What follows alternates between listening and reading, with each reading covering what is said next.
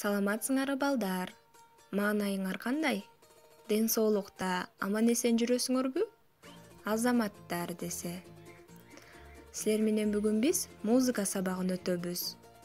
Темабыз орус элинин музыкасынан. Ал эми сабагыбыздын максаттары болсо, силер орус элинин музыкасы жөнүндө маалымат аласыңар. Элестетүү жөндөмдүүлүктөрүңөр, чыгармачыл жөндөмдүүлүктөрүңөр өнүксө, жана да ар бир улуттун өзүнүн маданиятын туура түшүнүп, айырмалай билсеңер, ошол улуттар менен достукта болсоңор, сабагыбыз өз максатына жетет деп ойлоймун. Балдар, анда силер менен азыр биз орус элинин музыкасынан темасын баштайбыз. Теманы көңүл коюп, угуп олтургула балдар. Орус элинин музыкалык маданияты байыртадан бери ырчылык жана аспаптык болуп эки багытта өнүгүп келген.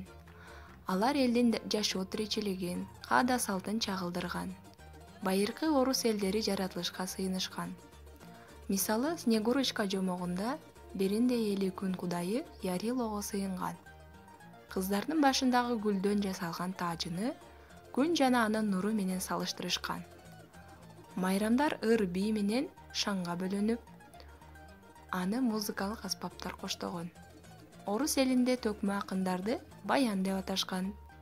Алар музыкалык аспаптын коштоосунда ырдап, элдин жашоо турмушун чагылдырган. Аларды биз Руслан жана Людмила, Садко жана көптөгөн жомоктордон жолуктурабыз. Орус элинин классикалык музыкасы Европа классикалык музыкасынын таасиринде калыптанган. Орус классикалык музыкасы элдик музыканын негизинде өнүккөн.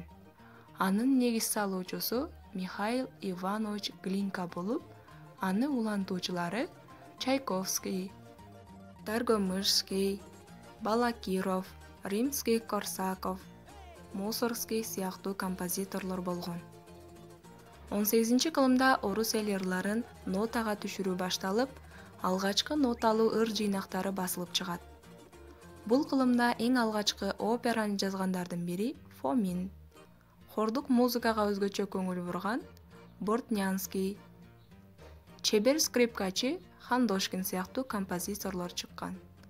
Орус элинин аспаптык музыкасы элдин жашоо тиричилиги менен тыгыз байланышта болгон. Негизинен орус элинин аспаптык музыкасы обондордон жана аспаптык чыгармалардан турат. Орус элинин элдик музыкалык аспаптарынын көптөгөн түрлөрү бар. Аларга балалайка, гусли, дудочка, гармошка сыяктуу аспаптар кирет. Домра аспабын изилдөөчүлөр аны Борбордук Азиянын баргандыгын, домбра, тамбур сыяктуу аспаптарынын негизинен чыккандыгын айтышат. Балдар, силерге тема түшүнүктүү болдубу? Анда силерге үйгө тапшырма берейин. Төмөндө 3 суроо бергем. Ошол суроолорго силер жооп берип, менин жеке катыма жөнөтүп койсоңор болот. Саламатта калгыла, балдар.